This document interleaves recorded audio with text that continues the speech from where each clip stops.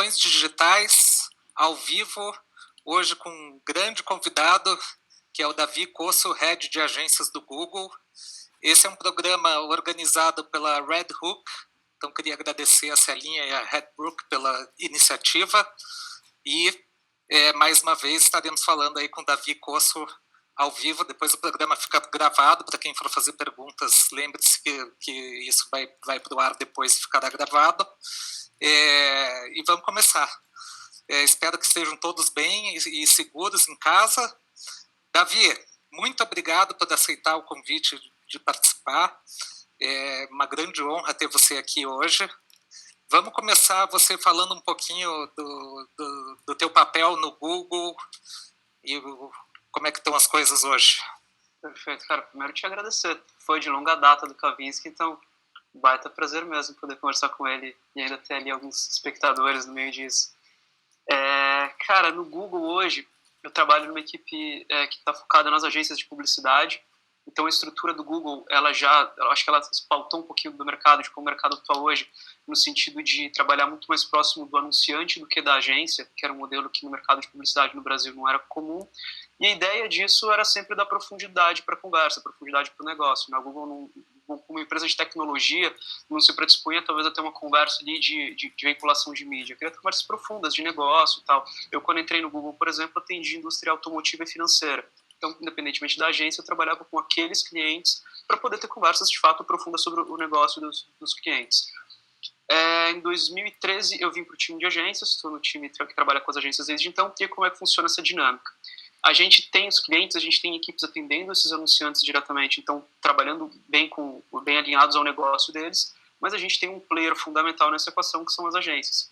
Por isso o Google tem aqui também uma equipe que trabalha especificamente com essas agências, e a gente vai duplando de acordo com a necessidade. Então, se eu tenho uma agência que atende um cliente de telecomunicação, por exemplo, eu tenho um time que atende só telecomunicação. Então, naquele momento, para aquela agência, para aquele cliente, a gente vai duplar para aquele projeto. Eu tenho uma agência que atende ali um automotivo, então eu vou duplar com o time do automotivo para aquele projeto.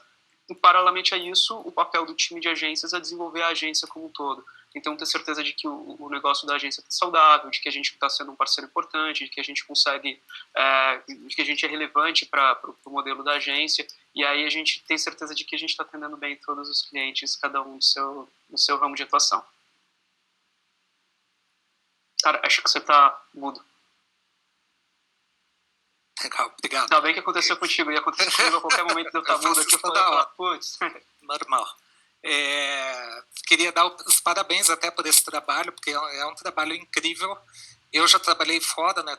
Passei uma temporada de 4 anos nos Estados Unidos trabalhando também com empresas como o Google, e eu sei que o atendimento de agências do Google no Brasil é um case mundial para o Google, né? Então, parabéns aí por todo esse trabalho. Vamos falar um pouquinho sobre como é que as empresas podem se diferenciar nas propriedades do Google hoje. A gente sabe que o Google não é só o buscador mais, né? Tem uma série de outras ferramentas aí que você pode usar para estar se comunicando com o consumidor, né? Você pode falar um pouquinho como é que está o panorama do Google hoje de soluções? Sim, assim, muito a grosso modo, se a gente fosse fazer um filtro já bastante específico em publicidade, o Google, como o Alphabet, né, que é a empresa mãe do Google, a gente vai ter N soluções que nem cabem a gente tratar aqui. Se a gente for especificamente para o Google, entrar nas soluções de cloud, por exemplo, então também já tem ali tem uma intersecção com comunicação, com publicidade, mas é um outro mundo à parte. Se a gente fosse assim, bastante restrito à publicidade, eu diria que além do buscador, a gente tem uma outra propriedade fundamental nessa equação toda, que é o YouTube. E, além disso, existe o que a gente chama de Google, a rede de parceiros do Google, né, que são os parceiros todos, que podem ser sites grandes, pequenos, nicho, gigante, portal e tal, que são os portais, os lugares em que o Google também serve publicidade. E eu acho que o legal de falar de todos esses momentos, então falar da busca, falar do YouTube, falar dessa rede de parceiros, onde pode aparecer vídeo, pode aparecer banner, pode aparecer qualquer coisa, é justamente a gente pensar, e ainda um pouquinho pro lado da tua pergunta, como é que a gente se diferencia, é quando a gente começa a pensar num modelo bastante antigo, né, que é o modelo de funil, O funil de publicidade o conceito dele é de 1800 e alguma coisa, né? Então não estou vendo uma grande novidade. Mas é uma coisa que ainda faz sentido, porque às vezes a gente olhava muito para o Google como aquele parceiro do último clique, sabe? Aquele cara que eu vou usar porque eu preciso fazer aquela venda rápida e tal. E eu acho que a gente ainda é um dos principais, sem dúvida, na verdade, a gente ainda é um dos principais players nesse sentido, mas eu acho que é importante a gente pensar em todo o funil de comunicação. Então, como é que eu penso de fato ali em fazer aquela venda e ter aquele último clique, mas aquele meio de funil, daquelas pessoas que ainda estão meio que considerando, que ainda não têm muita certeza, que ainda estão pesquisando alguma coisa ou outra. Mais que isso, a parte de cima do funil, né, o tal da awareness. Então, às vezes eu não conheço uma marca, eu não conheço um produto, eu não conheço um segmento. Então, eu acho que o legal é começar a pensar que em cada propriedade a gente consegue trabalhar esse funil completo e, mais do que isso, a gente consegue, juntando as propriedades, tirar o melhor de cada uma delas. Então, talvez até uma resposta um pouco mais estratégica do que execucional, a grande coisa de trabalhar hoje bem com as propriedades do Google é ter esse pensamento completo e ter uma estratégia específica para cada uma das etapas. Legal, muito obrigado. E conta pra gente como que é trabalhar no Google. Acho que muita gente tem curiosidade, né? Uma empresa tão grande, né? Tão moderna. Cara, é tão legal quanto parece. Assim, trabalhar no Google de verdade é incrível e eu acho que algumas coisas são muito... É tão legal quanto parece, talvez não pelos motivos que pareçam, né? Não é pelo sorvete, pela sinuca só, não. Eu acho que primeiro as pessoas que estão lá tive a oportunidade de conhecer pessoas incríveis lá dentro. Por conta do Google, tive a oportunidade de conhecer pessoas incríveis no meu mercado, no meu ambiente. O Google abriu muitas portas nesse sentido. Então, eu acho que isso, sem sombra de dúvidas, é um dos pontos mais importantes. E eu acho que o Google é muito recente. Eu acho que deu para notar que é uma empresa que está legitimamente preocupada com as pessoas que estão trabalhando lá. E isso fica muito claro nessas atuais circunstâncias e tal. Então, em momento algum, se questionou qualquer possibilidade de colocar qualquer funcionário em qualquer tipo mínimo de risco que fosse por conta de qualquer questão profissional e tal. Então, a gente recebeu um suporte incrível para estar em casa, para estar seguro, para estar bem. Mais do que isso, a gente está recebendo um suporte psicológico incrível das lideranças. A gente está... Então, para todo mundo estar trabalhando bem, para estar trabalhando tranquilo. Então, eu acho que de lá é muito legal, né? Tem a sala de jogos e tal, mas isso não se compara ao que é importante de verdade, que é esse tipo de preocupação. E eu acho que acaba sendo uma lógica bastante óbvia, é uma coisa que dá para a gente pensar em outras indústrias de forma muito parecida. O Google como empresa de tecnologia, mas se a gente for pensar na indústria de comunicação, de publicidade, por exemplo, porque são segmentos em que, no fim do dia, o material humano é o mais importante. É diferente, talvez, se eu estou produzindo, se eu sou uma montadora, estou fazendo carros, eu tenho ali o material humano como uma parte fundamental disso, mas eu tenho uma cadeia de produção que eventualmente vai ser importante e tal. Agora, quando a gente fala dessas indústrias especificamente, lógico, algumas outras relacionadas a serviços também e tal, a gente está falando de pessoas, então estão cuidando ali do que é importante para a empresa, né? Tem uma máxima que fala um pouquinho até mais sobre a publicidade do que sobre a tecnologia, que fala que são os gestores de uma agência, em algum momento um deles fala que o ativo mais importante da agência vai embora todo dia pelo elevador. E eu acho que é um pouco disso, essa preocupação com os indivíduos, e por isso é tão legal trabalhar lá. O tio Ben já ensinou para o Peter Parker e, por consequência, para a gente, que grandes poderes trazem grandes responsabilidades. Então, eu acho que também tem uma contrapartida. A gente se sente, a todo momento, a gente se motiva para entregar bons resultados. É uma empresa muito pautada por dados, é uma empresa muito pautada por números. Então, tudo que a gente faz ali é quantificado, metrificado, e isso é fundamental para a gente conseguir exercer bem as nossas funções, mas eu acho que essa é a contrapartida. A gente está sempre também tentando dar o máximo, e eu acho que enquanto isso acontece, a empresa se preocupa com a gente tenta fazer um bom trabalho, a troca é justa, a troca é benéfica. Muito legal. Então, de parabéns mesmo, cara. Eu sou fã do Google, não vou negar, sempre fui. Segundo parabéns nos primeiros minutos vindo do Kavinsky, já valeu a hora.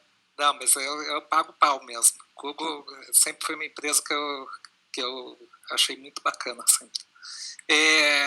Você tem tá terminando uma pós-graduação que eu achei bem interessante, que desculpa, eu notei aqui. Semiótica psicanalítica. Semiótica psicanalítica. Você quer ouvir mesmo essa história? Quero ouvir. Fala pra gente do que se trata. Eu sei um pouquinho de semiótica, tá? Porque eu fiz letras, então semiótica também era mas não é da semiótica psicanalítica, né? Fala pra gente o que é e como que isso se encaixa dentro do negócio de publicidade. Cara, primeiro você tocou no meu ponto sensível aqui. O terminando significa desde 2011, assim, terminando. Eu fiz a pós, fui aprovado em todas as matérias, foram 2 anos de curso, fiz meu anteprojeto, defendi o anteprojeto e eu estava passando por um período no Google com muito trabalho, mudança de área, mudança de estrutura e tal. E aí eu fui postergando, falaram, tudo bem, eu até hoje não entreguei minha monografia. Então, por isso, terminei, tá tudo lá, tá tudo certinho, mas ainda tem essa pendência, esse asterisco na minha vida. Mas, basicamente, né, eu tenho uma história parecida, eu estudei letras, por isso entendo um pouquinho de semiótica. Eu descobri a semiótica na faculdade também, tive aulas de semiótica, e falei, poxa, legal, esse negócio me interessa de alguma forma, né? A semiótica nada mais é do que o estudo dos sinais, né? A gente estuda dos signos, propriamente dito, não signos da astrologia, né? Signos, sinais, linguagens e tal. E, nessa perspectiva, eu tive isso na faculdade, eu estudei comunicação social. Aquilo lá me intrigou, porque eu falava, tinha trabalhos, matérias tal, dessa matéria que eu ia super bem e outras que eu ia muito mal. Eu falhava miseravelmente, não entendia porquê, então ficou uma intriga mais do que qualquer coisa. E aí eu descobri depois na PUC, essa pós em semiótica psicanalítica, que tinha essa proposta de juntar a semiótica, então o estudo das linguagens, dos sinais, tudo, na verdade, né? É sinal, tudo é linguagem, verbal, não verbal. E aí eles falaram muito também sobre a psicanálise, então o estudo do inconsciente. E aí a proposta desse curso era justamente, quando a gente fala de estudo do inconsciente, a gente tem as teorias e as práticas para tratar indivíduos. A proposta desse curso era justamente tentar, através da lente da semiótica, um pouco mais abrangente, a gente tentar aplicar alguns conceitos da psicanálise na sociedade. E aí a gente fazia análise dos conceitos da sociedade através das duas disciplinas. E aí, basicamente, assim, as aulas, ou eram aulas em que faria melhor se o meu tempo tivesse levantado e ido embora, porque eu não estava conseguindo acompanhar aquilo, era tamanha cabeçudice o que estava acontecendo. Às vezes saía de lá transtornado, porque eu nunca fiz análise na vida, na hipnoterapia e tal. Uma coisa que eu recomendo muito que as pessoas façam, eu me cobro muito de fazer de coração, mas eu nunca fiz, mas que isso nunca tinha feito. Então era muito pesado em aula de psicanálise ter a teoria por trás daquilo, porque é inevitável você se avaliar, você se analisar. Então eu tinha dia que eu saía de lá assim, transtornado. Mas no fim eu acho que era muito legal, porque a gente começa a ter, acho que no fim do dia, quando a gente fala de comunicação, de publicidade, a gente nada mais está falando do que a juntar vetores do que está acontecendo, do que a gente está fazendo enquanto sociedade, enquanto humanidade, e colocar isso dentro de uma ótica de algo que a gente queira comunicar, seja porque a gente quer vender, seja porque a gente quer passar uma mensagem, qualquer coisa que o valha. Então eu acho que é fundamental a gente começar a tentar entender um pouco do que está por trás das pessoas, das atitudes, dos pensamentos. E aí eu acho que esse é o grande gancho. Mas mais do que isso, assim, isso funciona para a vida, né? Isso funciona para quando a gente vai fazer uma avaliação política, para quando a gente vai fazer uma avaliação econômica, social. Tudo isso a gente acaba olhando e fala, cara, no fim do dia são pessoas. E quanto mais a gente tenta se instruir para entender um pouquinho das pessoas, melhor eu acho que sai a qualidade disso. E falando até um adendo no âmbito pessoal, eu acho que isso ajuda muito com empatia, né? Porque talvez empatia seja a palavra-chave para a gente mudar o mundo. E quando a gente começa a entender o que eventualmente está se passando na cabeça de alguém, a gente entende que essa pessoa é diferente da gente e, por consequência, ela não é só a gente, não é o que eu faria no lugar dessa pessoa, mas é o que essa pessoa está passando e tentar entender isso. Eu acho que, nesse sentido, nessa ótica, isso é fundamental e me ajudou muito como indivíduo também. Que legal, bem interessante. E, assim, eu acho que eu concordo com você que a análise é muito importante. Eu faço análise já fazem alguns anos e me arrependo de não ter começado antes, sabe? Especialmente para quem faz publicidade, eu acho. Devia ser pré-requisito no meio da contratação. Né? Eles foram aqui, publicidade, faz análise? Não, obrigado por ter vindo. Pô, o Google publica e publica muitos treinamentos e pesquisas, né? Você pode falar um pouquinho sobre isso para quem está querendo se preparar para o mercado, para quem já está no mercado, como é que pode ir atrás de mais informações? Porque o conteúdo do Google é muito rico, né? Ele é bem aprofundado, não só o conteúdo que o Google publica, mas os fóruns de discussão também são bem aprofundados também. Você quer falar um pouquinho sobre isso para o pessoal claro. Ter uma ideia de onde achar mais informações? Cara, o melhor lugar para procurar qualquer coisa é no Google. Então, você quero ter uma aula do Google, vai no Google, procura curso de tal coisa. Então, assim, de verdade, você quer entender mais vão ao Google, vão ao YouTube, isso funciona bem. Mas tem 3 lugares em que eu acho que, um deles, inclusive, vocês vão saber quase que em primeira mão, porque é bem novinho, tem 3 lugares em que eu me aprofundaria um pouquinho mais. O primeiro deles, Think with Google. Então, thinkwithgoogle.com vai para um hub global, thinkwithgoogle.com.br vai para a página Brasil. E tem as páginas locais também. Então, estou assistindo isso daqui da Inglaterra, a página da Inglaterra, estou assistindo isso dos Estados Unidos, vão ter as páginas de cada um desses lugares. Eu acho que, pelo menos, o Brasil e o global são duas fontes de referências legais para quando a gente está fazendo algum trabalho. E eu começo por essa dica porque ela vale para qualquer pessoa que está assistindo isso. Assim, então, eu estou começando agora, acabei de terminar ali o colegial, pensando em que faculdade fazer, eu sou CEO da grande empresa. Então, essa dica vale para todo mundo. O que é o Think with Google? Ele é meio que o nosso hub de informação. Então, tudo que o Google tem como pesquisa, o que o Google faz de compra pesquisa, é muito comum o Google ir para o mercado e contratar alguém, falar, vai lá e faz uma pesquisa para mim. Então, é fonte de informação, coisas de dados internos, muito case, muita referência. Então, você tem, estou com uma dúvida por onde eu começo, para onde... Eu geralmente começo quase todas as minhas pesquisas exploratórias pelo Think with Google. Então, de novo, assim, case, referência, às vezes ele é um hub de ferramentas também, então tem uma ferramenta do Google que eu amo, que é o Google Trends. Eu uso o Google Trends para praticamente tudo. Ele vai ter um linkzinho ali do Google Trends. Então, eu acho que ele é bom porque ele centraliza tudo num lugar só. No pior dos casos, você fala, putz, eu trabalho com tal segmento. Você vai lá, faz uma buscazinha para tal segmento, vê uma referência, vê alguns cases. E, de novo, eu iria para o Brasil e para o global, porque no Brasil a gente vai ter coisas muito específicas, como é que está a penetração de tal coisa, como é que a população está vendo tal coisa. E no global, às vezes, eu vejo um case da minha indústria, mas de alguém que fez um negócio muito bem lá fora. Então, eu acho que são os dois melhores lugares para ver isso. Paralelamente a isso, então, esse para cases, ferramentas, pesquisas, artigos e tudo mais. Paralelamente a isso, quando a gente fala de capacitação propriamente dito, isso serve para quem está começando agora, acho inclusive importantíssimo para quem está começando a trabalhar com isso agora, serve muito para quem quer reciclar e tal, que é o Skillshop. O Skillshop tem uma URL um pouquinho mais complexa, mas se você entrar lá no Google e procurar Skillshop Google, vocês vão achar. O Skillshop é o nosso hub de educação. Então, lá dentro vão ter os cursos de Google Ads, que é a nossa principal ferramenta de publicidade, vão ter cursos de Marketing Platforms, que é a nossa solução para mídia programática um pouco mais especificamente, vai ter Google para Meu Negócio, que é muito focado em pequenos anunciantes, Google para Meu Negócio também funciona muito para pequenos anunciantes, assim como o Google Ads, mas ele, enfim, qualquer tamanho de qualquer empresa vai ser fundamental. Então, aqui, se eu não estou enganado, tem curso de Waze também, né, que é uma outra propriedade também do Google. Então, eu acho que é o lugar mais interessante para educação per si, né? Educação, tipo, quero lá estudar, quero fazer curso, quero fazer aula. E uma coisa muito legal é que a gente tem provas de certificação nessa plataforma também. Estou estudando para mim, quero aprender, quero ter referências e tal, vou lá dar uma olhada, estudo, aprendo. Vou lá e quero ter uma linhazinha no meu currículo falando, eu sou certificado pelo Google e tal, tá lá, é online, é de graça, façam isso, atualizem o currículo, coloquem ali que vocês têm essa especialidade, porque tem muitas dessas áreas ali, é bem escasso de profissionais hoje. Tem muitas grandes empresas, muitas grandes agências estão procurando bons profissionais que sabem trabalhar com essas plataformas. E a terceira dica que eu dou, e essa é bastante recente, essa a gente pensou muito agora para esse momento de quarentena, que é o Google Academy Brasil. Acho que o URL é g.co/Google Academy BR. g.co/Google Academy BR. Lá a gente está fazendo vários treinamentos ao vivo, pelo menos 2 por semana já estão acontecendo, isso vai aumentar bastante. E a ideia do Google Academy é que a gente tenha ao vivo, a gente tenha isso gravado para poder ser assistido on demand depois também. Mas uma coisa muito legal de lá é que a gente tem conteúdos muito diversos.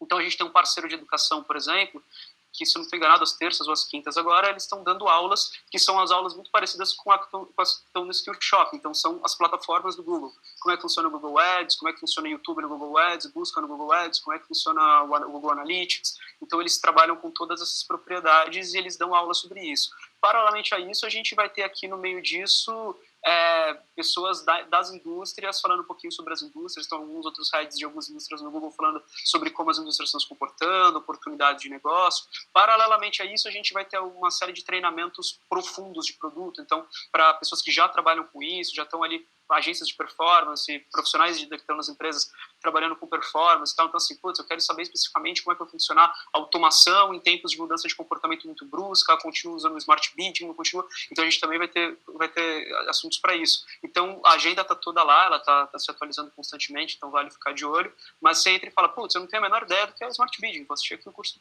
da Guback falando sobre Google Ads. Putz, eu não opero, eu gostaria de operar de um pouquinho mais, eu sou um gestor da minha equipe, então eu queria entender um pouquinho mais sobre o business. No dia tal uma pessoa vai falar um pouquinho sobre a minha indústria. Então a ideia é a gente ser empático com o momento, a gente trazer coisas que são relevantes para o momento de agora, que é um momento de transição, um momento em que nem todo mundo tem certezas, e a gente ter esses conteúdos frescos, esses conteúdos sendo colocados lá ao vivo. Legal, muito, muito boas as dicas. Muita gente me pergunta sempre onde que livro comprar, que literatura. Eu acho que a literatura hoje, especialmente ligada à tecnologia e inovação, ela morre muito rápido, né? Então, eu sempre recomendo realmente esses mecanismos aí, porque além do conteúdo ser bom, ele está sempre muito atualizado, né? Inclusive o Academy acho que estava rolando agora até, a gente está perdendo o Smart Bidding para tempos de crise, né? Exatamente. Esse é um que eu estaria assistindo sem sombra de dúvida se eu não estivesse aqui. Vou assistir a gravação depois. Vou assistir também, mas acho muito importante, muito legal. Vamos falar um pouquinho de agências, né? A gente está num momento, mesmo antes da crise, né? A gente vinha num momento e numa tendência bem interessante, assim, né? Com as consultorias entrando no mercado de agências entrando no mercado de consultoria, e também um movimento que a gente vê, que eu acredito que é natural, né, de clientes internalizando e começando a tocar algumas operações de marketing e de publicidade dentro de casa. Qual que é a tua visão do momento do mercado e o que você acha que são prós e contras de internalizar ou não a gestão de mídia? Possivelmente essa é a pergunta mais complexa que você me faz hoje, né? Porque ela tem muita variável, muita variável. Eu vou fazer aqui um modelozinho. Uma visão ampla, não precisa entrar nos detalhes. Mas a minha empresa tal, é provável que a sua empresa tenha uma especificidade, tá? Mas sendo bem generalista. Então, esse assunto, na verdade, ele entrou em uma pauta global muito forte recentemente, mas ele já vem de algum tempo. Né? Acho que você estava lá fora, nos Estados Unidos há algum tempo, então você já estava vendo isso acontecer. Eu lembro meus amigos lá no Google até hoje fazer um pouco de piada, porque teve uma vez que a gente estava fazendo uma viagem, tinha umas 5 pessoas no carro e a gente passou uns 40 minutos num debate super árduo com um cara que discordava completamente do meu ponto de vista. Até hoje eles fazem piada, mas isso aconteceu tipo 8 anos atrás. Então, assim, há 8 anos atrás a gente já estava tendo esse tipo de discussão. Eu acho que isso ganhou uma amplitude um pouquinho maior hoje em dia. Sendo generalista, eu acho que é fundamental, sempre que uma empresa vai pensar nesse processo de internalização, tomar essa decisão pelas razões certas. E o que é muito comum acontecer é ver que existem algumas das diretrizes aqui nessa checklist aqui são motivos errados pelos quais a gente tomaria essa decisão. Então eu acho que o primeiro ponto é custo. E quem falar que está pensando em internalizar e não olhou para custo está mentindo. Pode não ser o principal fator. Pode ser, eu vou internalizar pelos outros fatores que a gente fala ali para frente. Mas assim, todo mundo pensou em algum momento, eu acho que isso aqui vai ficar mais barato para mim. E aí, quando a gente fala de custo, já entra num conceito importante que é, né, o valor e o preço das coisas. São conceitos diferentes. Quanto custa financeiramente e o valor que isso tem. Eu acho que essa primeira dissociação é importante as pessoas fazerem, porque às vezes a gente fala, eu vou então, eu estou pagando uma agência que paga o salário de uma pessoa mais o custo da agência para se manter aberta, mais o lucro dessa agência. Pô, se eu tiro a agência, eu pago só a pessoa ali e já está tudo certo. Não é bem assim, né? Porque a gente está falando de custos que são indiretos em cima disso. De uma certa forma, pode ter ou pode não ter, de novo, caso a caso, mas eu acho que podem ser custos indiretos, mas eu acho que o mais importante disso é pensar em todo o rol de serviços que uma agência oferece e muitas coisas que só são viáveis serem oferecidas porque o custo é diluído entre os muitos clientes. Então, sempre que a gente fala de ferramental, de número de pesquisa, quando a gente fala de algumas plataformas específicas, dados, para um cliente especificamente falar, eu vou ter isso dentro de casa e eu vou ter acesso a tudo isso, sairia muito caro. Para uma agência, como ela consegue diluir isso entre um portfólio de clientes, eventualmente isso fica mais viável e não necessariamente isso acaba entrando na conta quando alguém fala que vai reduzir custos. Isso eu estou falando de uma variável que às vezes passa desapercebida. Tem coisas muito mais óbvias que às vezes as pessoas não pensam, porque a gente tem alguns exemplos de dizer assim, eu vou então baratear porque eu vou trazer a pessoa, eu vou contratar esse profissional que é mais barato. Cara, o profissional custa a mesma coisa na agência ou na empresa, né? A diferença é que você pode contratar alguém mais júnior, alguém que não custasse tanto quanto o outro, mas se você fosse contratar a mesma pessoa, ela vai custar aquela mesma coisa. Então, acho que isso é fundamental colocar na conta também. E quando a gente fala de diluição de custos entre um portfólio, é muito importante a gente pensar que isso só pode acontecer, e os custos de específico ferramentas, plataformas e tal, isso só acontece porque a agência está dentro do core dela, que é publicidade. Quando a gente, publicidade de comunicação de uma forma mais ampla, está tocando negócios, tocando business, mas comunicação e publicidade de uma forma um pouco mais específica aqui, mas o que acaba acontecendo é que isso só é possível porque essas agências estão no ramo de atuação delas. Quando a gente traz isso para dentro de uma empresa, a gente não está só falando, eu vou ter um puxadinho aqui da minha área de marketing para fazer alguma coisa. A gente está falando de trazer toda uma estrutura que é necessária por meio disso. E é uma estrutura que tem uma complexidade à parte. Então, se eu sou de uma indústria que está ali fabricando roupa, fabricando comida, fabricando pneu, fabricando qualquer coisa, e falo, vou trazer isso, essa empresa tem que ter ciência de que ela está abrindo uma outra operação que não tem a ver com o business dela, e que essa operação tem as suas necessidades, tem as suas particularidades. Você vai precisar saber contratar essas pessoas, gerir essas pessoas, cobrar essas pessoas, tem todo um rol de coisas que estão no meio disso. E para agravar um pouquinho essa situação, a gente tem ali a gente fez alguns estudos no Google, algumas pesquisas, e um dos palpites que a gente tem para olhar por que as agências vão ser em pouco tempo, aqui nos próximos anos. Não sei o quanto essa nossa situação muda agora, mas eu acho que eu continuo apostando um pouquinho nisso. Eu acho que a complexidade da comunicação está aumentando tanto que a gente vai cada vez menos ter aquela agência full service. Vem aqui que eu vou executar tudo para você. Mas cada vez mais vai ser cobrado da agência uma gestão estratégica de todo o ecossistema. A agência vai estar ali centralizando isso, ela sabe o que fazer e ela vai ter vários players em volta dela que ela vai plugando.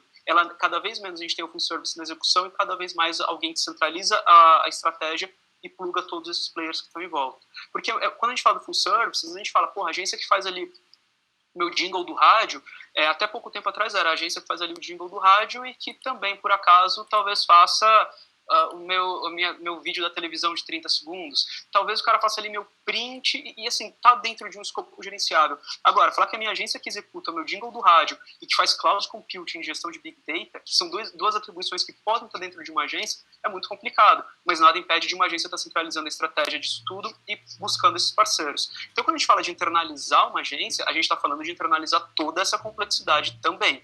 Se a empresa tiver como fazer essa gestão, né? Eu vou contratar um diretor de arte, um cientista de dados, de novo, é um checklist, são variáveis que a gente tem que levar em consideração. E, além disso, eu acho que acaba havendo uma questão também, que é a questão de algumas empresas acharem que isso vai deixar o processo mais ágil, mais fluido, né? Tá dentro de casa. Eu acho que isso pode ou não ser verdade. Eu tenho muitos exemplos de agências que têm uma relação muito mais próxima, muito mais ágil, muito mais rápida com os times de marketing que eles atendem do que esses times de marketing com outras áreas da mesma empresa. Porque quanto maior a empresa, é inevitável que ela comece a ficar com vários silos, que essa informação fique mais fechada de um lado ou de outro. Então, quando você tem ali a agência e um time específico trabalhando com um objetivo comum, é inevitável que eles estejam alinhados, que eles tenham ali uma cadência legal. E, às vezes, isso não funciona tão bem de área para área. Então, às vezes é importante quando a gente está fazendo uma gestão muito no alto nível, né? Então, só que o CEO, vou fazer um pensamento sobre isso. Cara, desce para a operação e vê como isso está alinhado. Às vezes a gente meio que se engana dentro desse modelo todo. Isso tudo para falar que a agência é fundamental. Se você achar a agência certa, casa com ela, fica com ela, não tem por que se desvencilhar da agência. Mas tem 2 pontos que eu acho que começam a ser importantes aqui e que eles têm que ser levados em consideração, tanto pelo anunciante quanto pela agência. Um deles, eu acho que é quando a gente está falando de players que têm uma necessidade muito grande do serviço que a agência entrega para a execução do business, para o resultado do dia, não é médio e longo prazo, é para aquilo. Então, a gente tem vários varejistas online, por exemplo, que dependem muito de uma operação de performance, a gente tem muitas empresas do segmento de turismo, por exemplo, que estão, assim, basicamente, players puramente digitais, por exemplo, com suas respectivas agências de performance.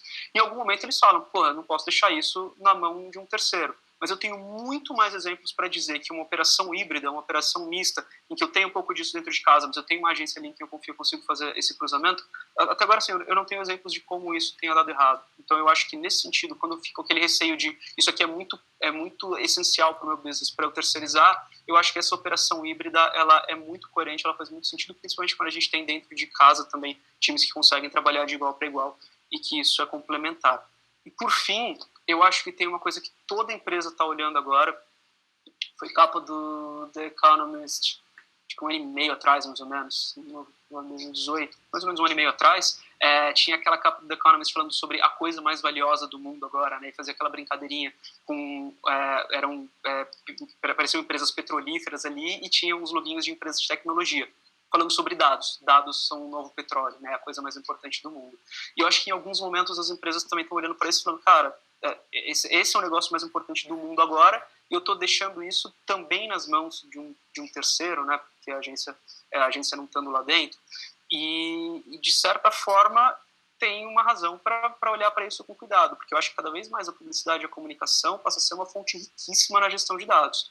Eu, através de uma campanha de publicidade, consigo entender se consigo alterar minha estratégia de distribuição, a minha estratégia de produto, consigo fazer teste AB, consigo ver afinidade, isso falando no nível macro, no nível gerencial, sem falar de coisas mais operacionais, gestão de audiências e tudo mais. Então, assim, de fato, a gente está falando ali de uma fonte riquíssima para extração de dados que podem ser fundamentais para a empresa. Então, as empresas eventualmente falam, quero ter isso dentro de casa. Mas eu acho que vale o exemplo anterior também. Vale a pena você trazer tudo para dentro de casa, você ter toda a gestão de toda... Lembra que você vai ter que contratar também um diretor de arte nisso, você vai ter uma agência. Né? Então, eu trago isso tudo para dentro de casa. Mais do que isso, eu, dentro de casa, eu consigo fazer a gestão desse volume de dados, desse volume de informação, ou é melhor eu ter um parceiro, um terceiro fazendo isso? E aí eu acho que volto, por exemplo, anterior, em que a gente, em gestões híbridas, em gestões que funcionam bem juntas, a gente tem boas soluções. Então, eu acho perfeitamente natural, por exemplo, se a gente está numa grande empresa, a gente ter ali dentro de casa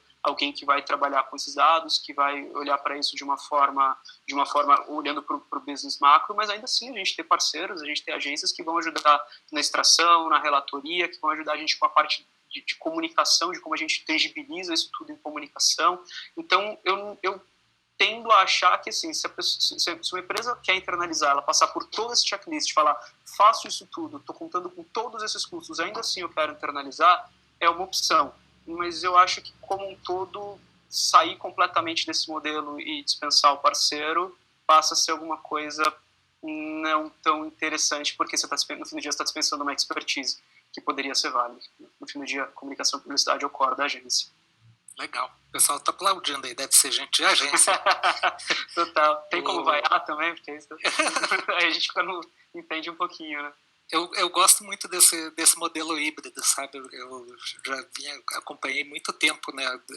Especialmente grandes operações lá fora, como é que eles trabalhavam esse modelo híbrido. E assim, para nós como agência também fica muito mais fácil trabalhar quando você tem gente dentro do cliente que entende do que a gente está fazendo, né? Então, na verdade, o que parece que pode ser, né, um contraponto e que você vai ter ali uma guerra de forças ali, na verdade, acaba virando uma comunhão, né? E você acaba trazendo resultados muito melhores, né? Definitivamente. Cara, quando a agência é remunerada para atingir um resultado, são os dois indo para aquele mesmo resultado. Acho que não tem motivo. E tem uma coisa que é interessante também, e aí você falou, como você viu isso muito lá fora, eu acho que a gente tem uma complexidade ainda maior aqui no nosso mercado, e que a gente cria e a gente compra mídia tudo no mesmo lugar, né, na mesma agência e tal. Lá fora a gente tem isso bem dissociado, a gente tem as agências criativas, tem os birôs de mídia, então paga-se o que vale para cada parte e tal, mas aqui você está trazendo tudo. Então você fala, porra, eu vendo chocolate e eu vou ter que ter uma operação ali que compra, vende, produz e tudo mais. Então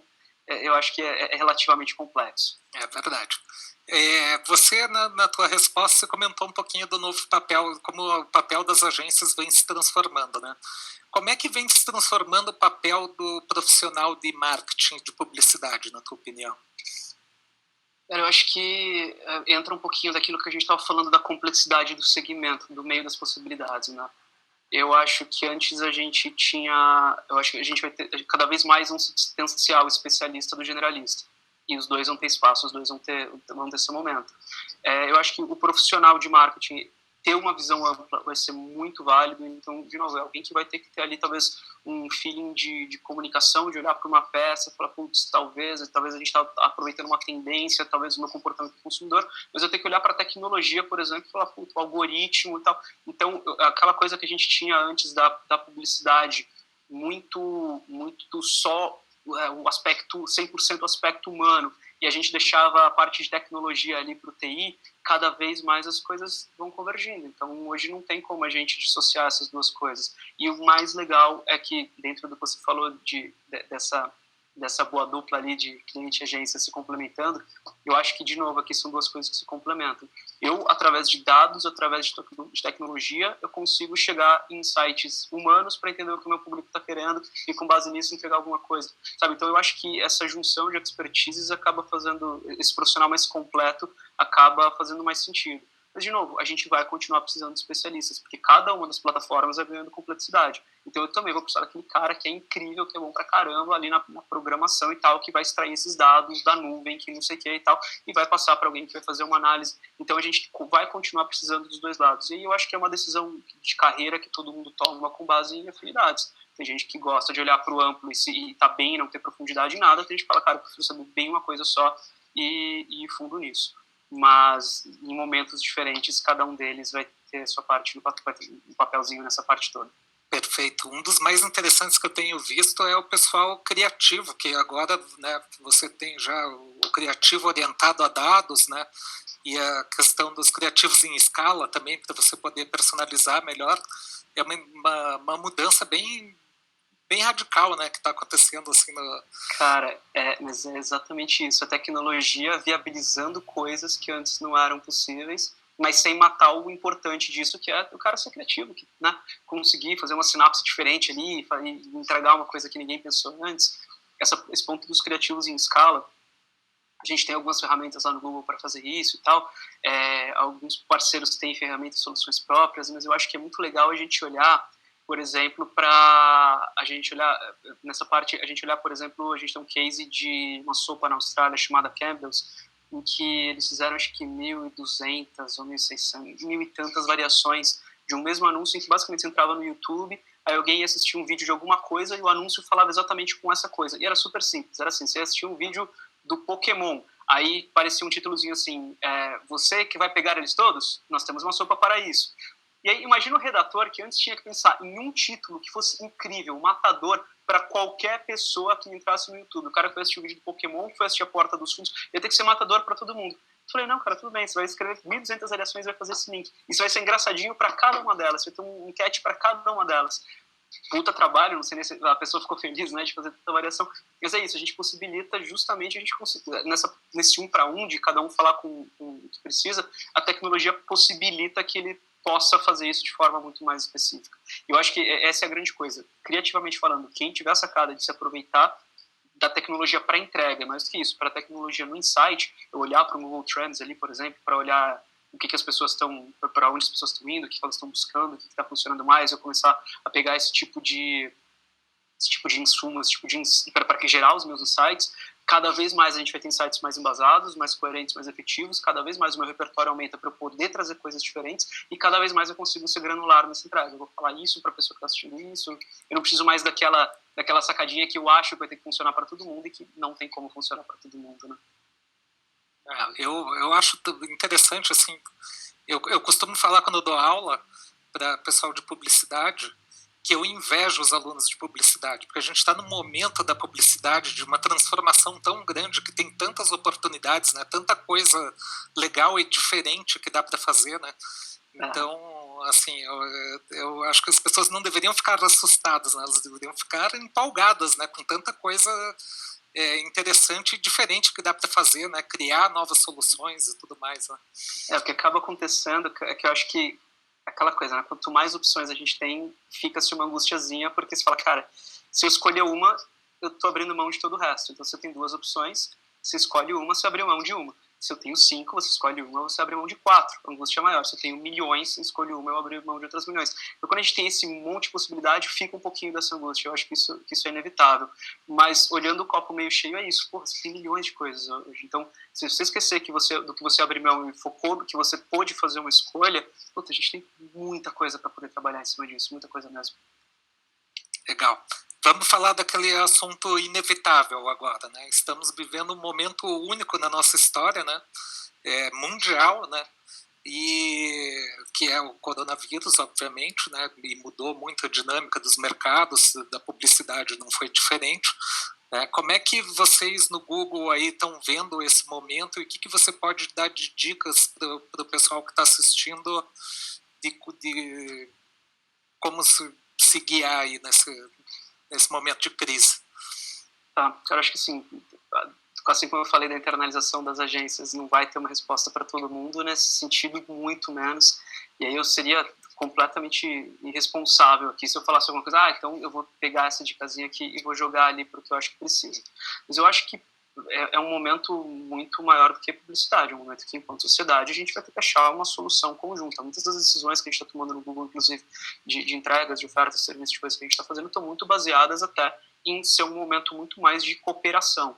Então, a gente tem players diferentes no mesmo mercado que estão se juntando e falando, cara, agora o mercado de telecom, por exemplo, fez isso, tem players que estão falando, agora a gente vai se juntar e vai fazer esse negócio, a gente vai sair dessa juntos, depois a gente fica brigando por chat, depois a gente vai ver o que acontece, mas agora talvez não seja esse momento. Então, eu acho que esse é o principal alinhamento que todo mundo precisa fazer e talvez a gente se junta e vai junto para sair dessa. Quando a gente fala, sendo mais especificamente quando a gente trata de negócios, quando a gente trata de oportunidades, eu acho que inevitavelmente a gente vai ter algumas indústrias sofrendo muito, porque a gente está sofrendo mais do que a gente está numa questão humanitária, a gente também está numa questão econômica, então as duas coisas ao mesmo tempo é meio catastrófico. Então, como economia, a gente está passando por um momento de algumas incertezas. Por outro lado, tem outras indústrias em que a gente está ficando mais em casa, a gente está preso, a gente está em quarentena, isso beneficia algumas indústrias. Então, também dá para a gente balizar de acordo com o que a gente está, de acordo com a indústria específica que a gente estiver falando. Mas eu acho que o ponto principal aqui, isso vale para todo mundo, da mesma forma que eu falei lá atrás, perguntou como é que é trabalhar no Google, eu falei, é incrível, mas a gente está muito baseado em dados. Eu acho que sempre que a gente puder tomar decisões com base em dados, a gente puder fazer as nossas gestões com base em dados, a gente consegue ter um pouco mais de certeza de para onde a gente está indo, e aí é hora de acelerar, é hora de desacelerar, é hora... Então, sempre que a gente puder colher dados, esses dados podem vir de dentro da nossa empresa, independentemente do tamanho dela, a gente olhar para histórico, a gente olhar para projeções, a gente olhar para comportamento de consumidor. Quando eu falei um pouquinho ali do Think with Google, falei um pouquinho do Google Trends, então são algumas ferramentas do Google que a gente consegue usar, talvez para entender um pouquinho de demanda, um pouquinho de oferta. Pô, eu sou uma empresa gigante ali, eu vendo bens de consumo, será que as pessoas estão mais ou menos interessadas pelo meu serviço? Vou lá no Google Trends, posso entender um pouquinho de como as pessoas estão se comportando e tal, e o Google Trends eu acho que ele é um retrato muito fiel do que está acontecendo, né? Porque a gente vai para o Google Trends, basicamente, ele dá para a gente tendências de busca, o que está subindo e descendo com relação ao total de buscas feitas. E aí, quando a gente fala disso, a gente está basicamente falando do comportamento real das pessoas, né? O que me impacta aqui, pessoalmente, na minha vida física, real, mundo físico, eu vou para o Google e eu busco de uma forma muito honesta. Porque se for para o Google buscar uma mentira, ele me responde uma coisa que me interessa, ninguém ganha com isso. Então, eu acho que existe uma relação de honestidade muito forte com o buscador.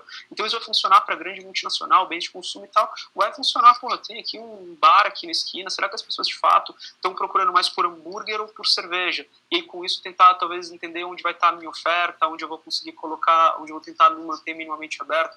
Então, questões simples, às vezes até de entendimento de demanda.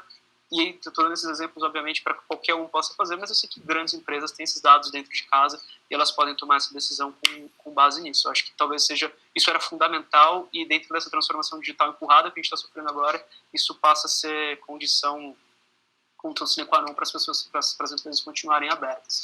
Paralelamente a isso, a gente tem algumas coisas que eu acho que talvez essa seja uma dica bem legal, porque ela é uma dica que funciona para a empresa, funciona para a pessoa física, funciona para todo mundo, que é uma plataformazinha do Google, também estou só na linha dos jabás todos aqui, né? Mas acho que são referências bem legais.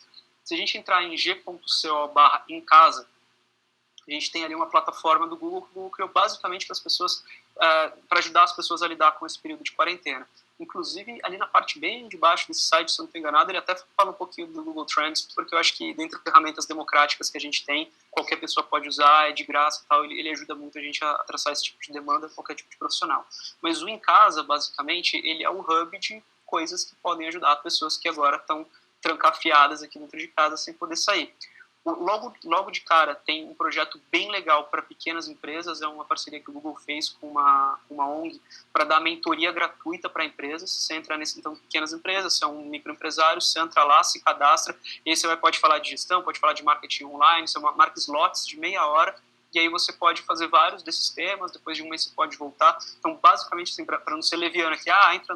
Então, assim, isso pontualmente, vai lá, você pode marcar, e a gente, na verdade, o Google em parceria com a essa ONG vai dar essas mentorias, vai ajudar mais pontualmente com o objetivo de cada negócio, mas no site você vê que tem um monte de coisa, então tem desde isso até coisas para você brincar com teu filho em casa, que, puta, a gente está em casa, os filhos também estão em casa, estão indo para a escola, então como é que tem dicas ali de coisas para fazer com os filhos, tem dicas ali de como trabalhar melhor de casa, então, home office agora nem todo mundo, né, a gente viu que a gente acabou vendo que boa parte dos brasileiros acabava podendo fazer home office, mas isso era novidade para muitos deles. A gente fez uma pesquisa e viu que boa parte deles ainda não tinham tido essa experiência.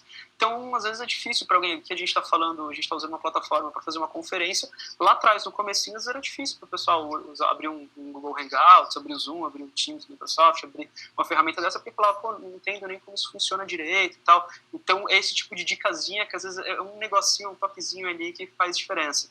E o Em Casa é o tipo de coisa que, de novo, funciona bem para gente que trabalha com comunicação, com publicidade, com qualquer outra coisa, para gente que está digitalizado. Posso mandar isso para os meus pais e falar, pai, olha só, tem um negócio aqui sobre sobre estabilidade emocional e tal, para você ficar bem, já que você está em casa há mais tempo, porque você está no grupo de risco. Vai ter o meu amigo ali, que tem a empresinha dele, que fala, cara, tem aqui esse negócio específico para você mandar para os seus funcionários para poder fazer uma reunião mais efetiva. Então, eu acho que ele é um hub com várias informações que podem ajudar nesse momento. Que legal. Essa iniciativa da consultoria eu não conhecia, muito bacana. Você comentou aí o Think with Google, inclusive, não sei se foi ontem ou antes de ontem, saiu uma pesquisa sobre mudança de comportamento no YouTube, né? Para quem quiser, acessa lá, pode assistir. Mas falando em YouTube, uma das coisas que ganhou bastante tração aí, era uma das minhas apostas para esse ano, inclusive, está registrado lá no meu LinkedIn, que as lives iam decolar. Claro que, né, eu acertei minha aposta meio sem querer, porque teve condições aí adversas extremas, né? Mas as lives estão ganhando uma importância cada vez maior. Eu apostei nas lives porque eu vi os esforços aí de algumas marcas no ano passado, especialmente durante a Black Friday, né, com ações super bem sucedidas, né, e estava achando que esse ano isso ia ganhar mais tração ainda, né. Como é que está a visão de vocês em relação às lives? Você tem alguma dica para quem vai fazer live? Como trabalhar isso? Você foi bem, você pegou ali algumas coisas que estavam acontecendo. A gente também não esperava que ia ser tão rápido, mas foi. Eu posso falar um pouquinho sobre isso daqui a pouco, mas você tem razão. Black Friday, por exemplo, a gente fez uma iniciativa super bem sucedida, foi filmada lá no Rio de Janeiro, no Space, então a gente teve lá o show da virada, em que a gente tinha vários youtubers, vários influenciadores com várias marcas. Então eu acho que isso foi muito legal porque casou bem, fez uma tríplice, três pontas ganhando ali. Então eu tinha ali um criador de conteúdo, um youtuber tal, que tinha obviamente interesse em ter visibilidade, enfim, em divulgar conteúdos, de quebra ser pago por isso, obviamente, é o trabalho deles. A gente tinha marcas querendo divulgar coisas e por consequência ter resultados, tiveram resultados ótimos. A gente tinha ali o consumidor aqui no fundo e falou, porra, que legal, quero ver esse cara, é esse tipo de conteúdo que eu gosto. E eu acho que essa tríplice, ela continua sendo o segredo do sucesso para o que está acontecendo agora. E por que isso ganha escala, isso ganha uma dimensão maior? Porque a gente está em casa, a gente sente um pouco de falta dessa interação e talvez a live seja esse momento em que a gente se sente em comunhão com as pessoas que estão ali, né? Tipo, eu estou assistindo a mesma coisa que essas outras todas pessoas. Então, sai um pouquinho da lógica que é muito forte do YouTube, que é o on demand, de vocês porque eu quero, na hora que eu quero, mas eu tá todo mundo assistindo. Então, a gente tenta suprir um pouquinho dessa falta que o convívio social está fazendo. Só que, como eu disse, assim, tem 3 partes ali que fazem sentido no meio disso. Então, eu tenho essas pessoas aumentando essa demanda, procurando mais por isso, porque elas acham que é importante naquele momento, suprir um pouquinho dessa necessidade. Eu tenho marcas apoiando isso, E aí é muito interessante, porque a gente fala do youtuber. Cara, o youtuber, a gente tá vendo as lives de música estourando muito. Cara, as pessoas, os artistas, eles não estão fazendo shows. Então, quando eu tenho uma marca entrando, patrocinando, eu posso ter um artista falando, pô, não tô fazendo show, mas eu quero continuar contato com o público, eu quero ter um material, aprender a trabalhar com uma plataforma que às vezes eu não trabalhava antes, eu quero entrar nisso, e de quebra eu tenho uma marca apoiando, eu tô sendo pago, então eu tô conseguindo manter, pô, ser artista não é tipo, meu cara já é rico, tem equipes inteiras, tem muita gente por trás disso, tem um ecossistema que eles precisam ali pagar e manter funcionando. Então as marcas são um papel fundamental nisso, o youtuber ali, o artista ganha com isso, e a gente tem essa demanda. Por isso cresce tanto, por isso sobe tanto. E aqui no Brasil, isso vem sem precedentes, né? Saiu até uma matéria agora essa semana no New York Times sobre isso, das 5 lives de música em que a gente teve o maior pico de simultâneo de pessoas, 4 foram do Brasil. Então a gente teve a Marília Mendonça, 3,3 milhões, a gente teve Jorge Mateus, mais de 3 milhões, o terceiro é o Andrea Bocelli, que é o único não brasileiro, aí depois Gustavo Lima e Sandy Júnior. Além disso, se a gente for olhar para mais de 1 milhão de views, a gente teve Henrique Juliano, Wesley Safadão, Zé Neto Cristiano, Amigos, Sassá Negra, Roberto Carlos, Bruno Marrone, muita gente com mais de 1 milhão de views simultâneos. Isso, inclusive, é legal só esclarecer. Às vezes a gente fala, 3,3 milhões ali, Marília Mendonça, views simultâneos, não são views totais. Então, se eu entrei ali no comecinho, aí eu tive que sair por algum motivo. Você entrou lá no final, a gente não estava ao mesmo tempo, a gente foi um view que não está nesse número. A gente falando que ao mesmo tempo a gente tinha 3,3 milhões. É muita gente assistindo isso ao mesmo tempo. Esse número até pode ser um pouquinho maior. E aí tem uma característica muito legal do YouTube que eu acho que vale a pena levar em consideração para a gente falar de lives, que a gente é uma plataforma que tecnologicamente possibilita a live, então a gente usa ela como ferramenta, mas ela é uma plataforma muito conhecida pelo on-demand. Eu entro e eu assisto o que eu quero, no momento que eu quero, na hora que eu quero. Então, quando a gente fala da live, a gente tem esse momento em que está todo mundo lá, os 3 milhões de pessoas ao mesmo tempo, mas a gente tem o material, ele não perece, ele tem uma perenidade muito maior. Então, é muito legal que a gente vê que a live ela tem um boom enquanto ela está ao vivo, mas depois, nos outros dias, a gente continua vendo os artistas que optam por manter a live no canal depois. A gente ainda tem um consumo grande, um consumo recorrente, as pessoas continuam assistindo isso. Mais legal do que isso, a gente está falando dessas lives, desses artistas, muita gente, famosíssimos e tal, mas a gente começa a abrir espaço para uma coisa que é fundamental no YouTube, que são os nichos. A gente consegue trabalhar não só com quem é muito grande, muito famoso, mas com grupos de interesse específicos. O Átila, por exemplo, que teve alguma notoriedade agora no Roda Viva e tal, o cara é doutor em biologia, né? Ele apresenta é um dos apresentadores do Nerdologia, que é um canal bem legal também do YouTube. Mas aí ele fez um ao vivo com 380 mil acessos simultâneos. Cara, 380 mil pessoas para falar com um doutor em biologia sobre coronavírus. Então, a gente consegue trabalhar os nichos também. A gente consegue, quando a gente fala de música, a gente vê muita coisa do sertanejo e tal, mas a gente vê que a gente tem outros grupos menores em que a gente consegue atingir isso. E eu acho que é a estratégia da cauda longa, né? Como a gente consegue trabalhar a gente junta vários nichos para ter o volume que a gente precisa. E Kavinsky, se eu puder só fazer um acréscimo, eu acho que quando a gente fala das lives, a gente está falando de uma das muitas tendências que a gente vê acontecendo no YouTube, e as lives, sem sombra de dúvidas, chamam a atenção, mas a gente foi vendo que existem alguns tipos de conteúdos específicos que a gente vê que tiveram merecem ali algum destaque. Então a gente meio que foi dividindo em alguns tipos de conteúdo, porque eu acho que eles dizem muito sobre como a gente está se sentindo. Da mesma forma que eu falei, a busca ela é um termômetro fiel ali de comportamento humano, ela é muito honesta. O que a gente assiste, o que a gente está buscando naquele momento, acho que diz muito também sobre como a gente está se sentindo. E aí a gente vê que a gente está passando, na verdade, por alguns conteúdos que eles vão ter um pico e depois tendem a decrescer naturalmente.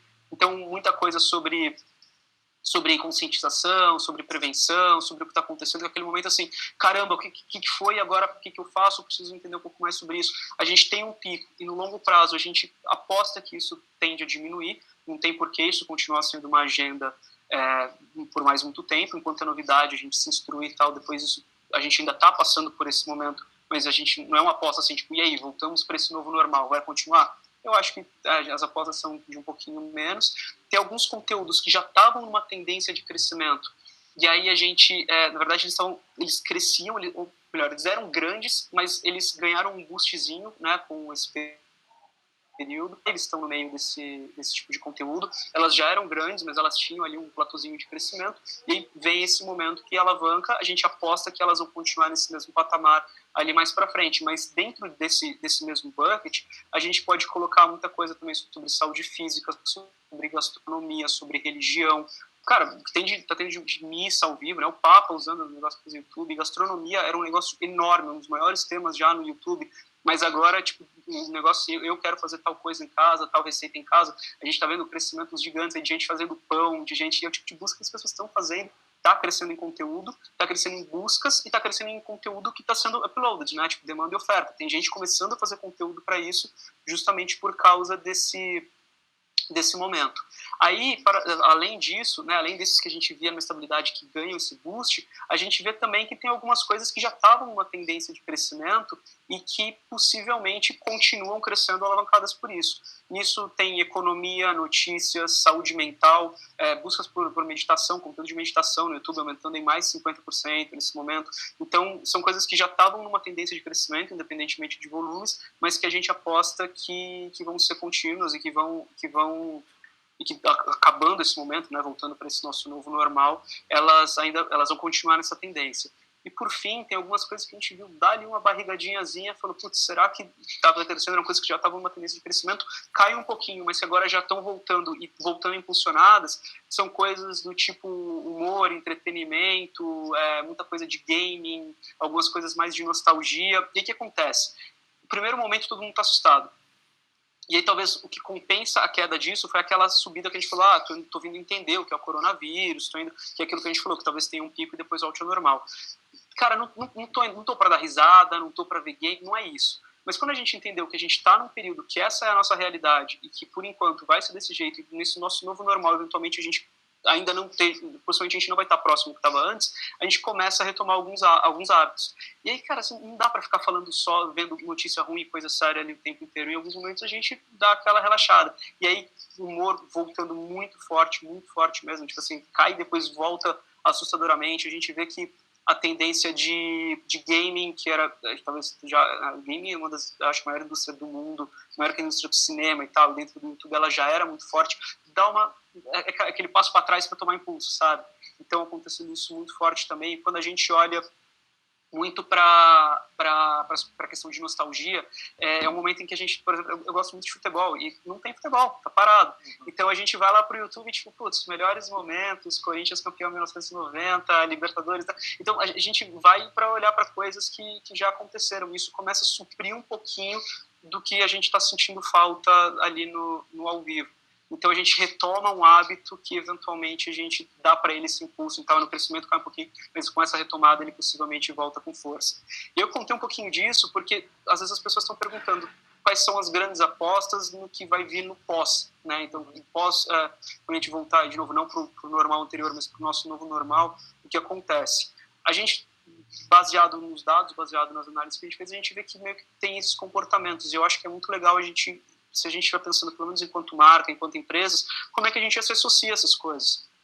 Então, às vezes eu falo, eu vou esperar isso aqui tudo acabar, não, talvez eu queira falar já com o território, porque eu estou no momento que as pessoas estão precisando de conteúdo, de serviço, então, às vezes, prestando esse tipo de conteúdo para as pessoas agora, nesse momento, é o tipo de coisa que eu vou colher lá na frente, elas vão lembrar de mim, vou estar no momento de consideração aqui, em que eu estou fortalecendo minha marca, justamente com base no que as pessoas estão procurando, estão buscando agora. Legal. Você falou uma palavra que eu acho que no começo da nossa entrevista que é muito importante, que assim, eu acho que as marcas no começo elas ficaram preocupadas, né, com a comunicação, porque, né, é complicado você se comunicar num momento de crise, né, porque qualquer coisa que você fale pode te prejudicar depois, né, pode ser entendido por um outro viés, né? Sim. E acho que empatia, que é a palavra que você falou, é a palavra-chave, né? Se você tiver empatia, dificilmente você vai ter problema, né? Desde que você trabalhe considerando esse lado empático, né? Cara, uma coisa que eu acho fundamental a gente pensar hoje é que a gente corre mais riscos do que a gente precisa nesse sentido, porque hoje a gente consegue testar muita coisa. eu posso falar, putz, será que, assim, tem o óbvio, eu vou fazer piadinha com um negócio que é óbvio que você não vai fazer, porque é o óbvio. Mas, assim, será que se eu tentar falar com algum território que eu não tenho tanta certeza, será que vai funcionar? Com uma intenção boa, com uma intenção legítima, mas às vezes eu não tenho propriedade, dá para fazer pequeno, dá para testar, dá para fazer um AB, dá para fazer... A gente trabalhando com comunicação digital hoje, é muito possível a gente ir testando mensagens assim, em comunicação. Será que esse corte é melhor que aquele? Será que essa mensagem é para esse público ou não? Então, eu acho que dá para ir sem correr todos os riscos que a gente está acostumado, fazendo os testes e aí depois indo grande, depois que a gente vê que faz sentido e que está funcionando. Legal. Lembrando de usar as metodologias de testes, né? E as ferramentas de testes. Definitivamente. Esse é o ponto. Decisões erradas. Hoje a gente tem essas metodologias, a gente tem essas ferramentas, elas estão disponíveis, a gente tem players incríveis, agências incríveis trabalhando super bem com isso. Então, lembrar que a gente tem esse recurso, né? Porque a gente fala muito sobre isso, mas quando está tudo bem, ninguém lembra. Agora é um momento em que não está tudo bem e que a gente não pode dar tiro no pé. Então, talvez seja um momento da gente dar ainda mais importância para os dados, para os testes, para as metodologias, a gente olhar para as possibilidades que a gente tem e que a gente até então estava meio que deixando de lado. Muito legal. A gente está chegando no final, eu vou fechar só com um comentário, daí se você quiser comentar em cima, fica à vontade. Mas a gente está falando de lives com personalidades, com bandas e assim por diante, né? Mas também a gente está vendo uma tendência de lives das empresas fazendo as lives, né? E falando dos seus produtos, ou dando dicas de como usar o produto e coisas do gênero. Eu acho que essa é uma oportunidade bem bacana e que eu espero que ela continue após a crise também, né? Esse seja parte do novo normal também, porque assim, quando a gente fala dessas mudanças do mercado publicitário e da comunicação, né? Muito do que a tecnologia traz vai levando para uma personalização cada vez maior, né? E essas lives, elas permitem que você tenha uma comunicação mais one-to-one, né? Ou mais próxima, mais humana, né? Com seus consumidores, né? E acho que é uma oportunidade muito bacana que vem acontecendo e que eu recomendo para as empresas, no mínimo, testarem, né? E fazerem algumas experiências, né? Perfeito. Sim, irretocável, só faria um adendo. Até adicionalmente as lives, isso vale para conteúdo. Vamos fazer para um vídeo que não é live, mas para uma sequência de conteúdos que eu queira colocar ali, para dar um tipo de assistência, para ensinar uma funcionalidade para qualquer coisa. Funciona para live, funciona para conteúdo. E mais do que isso, tem empresas que falam, então talvez isso não seja para mim, porque eu não tenho ali uma equipe para produzir isso e tal. Cara, existem N formas de fazer isso. Você pode fazer isso contratar uma produtora, fazer isso internamente e tal, mas você pode talvez trabalhar junto com um youtuber que já produz conteúdo para produzir um conteúdo para você pode trabalhar com recursos relativamente simples, então, tira ali umas fotos, faça umas captações e tenho ali um recurso final em que ele não é aquele craft lindo que vai receber uma indicação para o Oscar, mas ele é muito funcional, ele cria um vínculo legal, então eu acho que para cada momento a gente vai ter uma solução. Que legal, cara. Bom, chegamos ao final, infelizmente, o papo estava muito bom, espero que todos tenham gostado, tem muito assunto para a gente falar, especialmente se tratando de Google e de Davi Cosso. Quem sabe, né, se a gente possa voltar a conversar numa edição futura e falar de outros tópicos também. Quero agradecer a Red Hook mais uma vez, agradecer imensamente você, Davi, por ter cedido teu tempo e participado com a gente, tá? Essa foi a 4ª edição, então, da Davi Cosso do Google. Na semana que vem, na próxima quinta-feira, o Conexões Digitais vai receber o Gustavo Reis, da Tecnisa, que ele é Head de Marketing e Inovação da Tecnisa. E falando em inovação, a Tecnisa é uma empresa muito inovadora, ele é professor do INSPER também. Vai ser um papo bem legal, tá? Aproveitem para participar e se inscrever. Mais uma vez, obrigado, Davi. Obrigado. E ficamos por aqui. Obrigado. Bem. Tchau, tchau.